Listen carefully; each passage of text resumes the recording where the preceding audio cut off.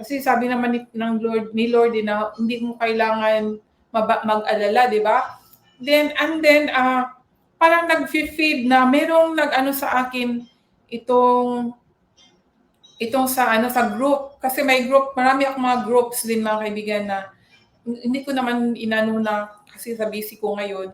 Napansin ko na, parang maganda yung message niya. Tapos binasa ko, ito yung sa Ezekiel.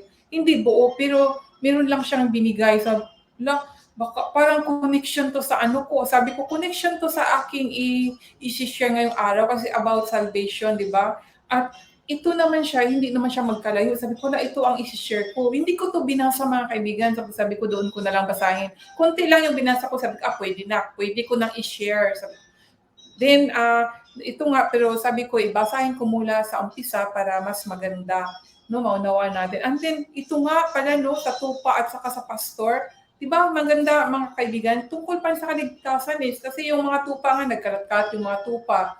Dahil nga ang pastor ay nagpabaya sa kanyang mga tupa, no?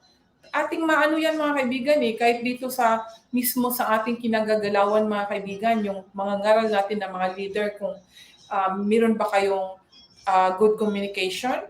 Hindi ka ba nahihiya sa kanya? Meron bang agwat? Hindi ganun kasi kung kay Jesus Christ tayo, kung meron tayong totoong komunikasyon sa kanya, hindi ganun na may agwat Close tayo Inaako nga tayong kaibigan Ganun yan mga kaibigan sa totoong kung sa totoong church, hindi tayo nag-aalinlangan na lumapit sa ating mga problema. Kasi nga sila yung mga leader, pero mayroon no? May mga gap na, nahiya ako kaya doon tayo sa tao. Na ang tao din naman hindi din makakatulong sa